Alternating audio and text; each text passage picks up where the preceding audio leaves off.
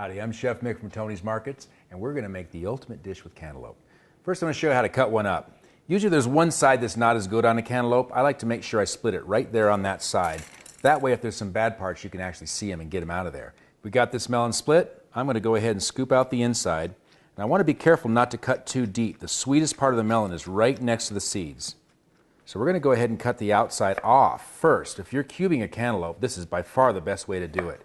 It's faster, it's easier, and you get less waste and less green on your slices. We can just go ahead and slice into pieces.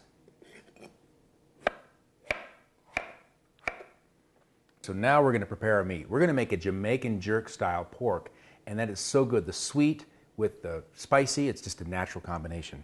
So what I've started here is what we call pork prime.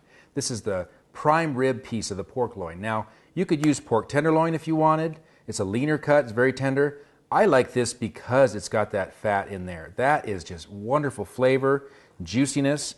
But again, if you want something leaner, you could just use pork tenderloin. And then I've got some onions here. These are fresh Vidalia seed onions. We get them from Carl Musso in Pueblo, but you can actually grow these yourself if you do a real good job tilling the soil. And then to that we're going to add real, genuine Jamaican jerk seasoning from Boucher Brown's. This stuff is really amazing. I'm going to go ahead and scoop some in here. Now, the more of this you use, the spicier it's going to be. The recipe calls for 3 or 4 tablespoons. Okay, I'm going to put a little bit more in there than that. And to help spread it around a little bit, I'm going to use olive oil. And when I'm cooking, I prefer to use Piqual olive oil if possible. It just handles temperatures a little bit better. You could also use canola oil or peanut oil. Anything you want would be fine, really. All right, we're going to mix this all up. And just get the meat evenly coated with this pepper sauce. Now this pepper sauce is really hot. It's made with Scotch bonnet peppers and pimiento tree leaf and lots of different herbs and things that aren't really available, and they're all done fresh. So I've tried to make this before with local ingredients. It just doesn't work as good. You're better off getting the Boucher Browns. Okay, get that all mixed up. Now ideally I would put this in the fridge for 24 hours. But if you don't have 24 hours, that's okay. We could just go ahead and finish. Alrighty, so I've got my melons. I've got my skewers. We're going to go ahead and thread them on here. One tip about making shish kebabs is you don't want to pack things too tightly. You want to give that meat some room in between each piece so it'll actually have some ability to cook. Now you could fill the skewers all the way, or you can just do them a little bit and make them smaller. Just have a little bit more to go around. Now I know this might look kind of funky. Pork and cantaloupe, seems strange, doesn't it? And spiciness, but trust me, this combination is great. You got the sweetness of the cantaloupe, which is the perfect foil for the spiciness. And then the fat, combined with the acidity, it's just magic.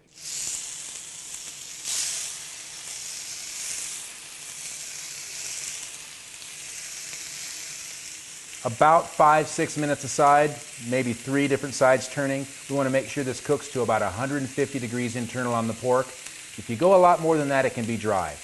A touch of pink is okay with pork. It's safe.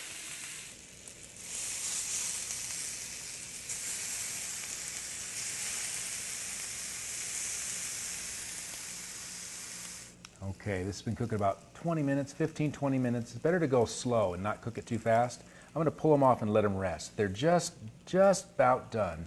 So I'm going to pull them off and let them rest for a few minutes here. If you let them sit and rest, they're going to hold more juices inside the meat. And now we're ready to plate.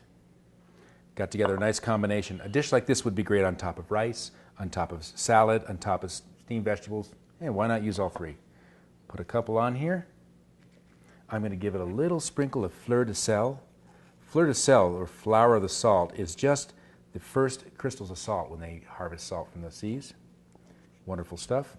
Nothing else has been salted, so I had saved the salt for the end. And then I've got a nice local honey. This is Busy Bee Farms honey from Larkspur. Amazing stuff. Always get local honey if you can.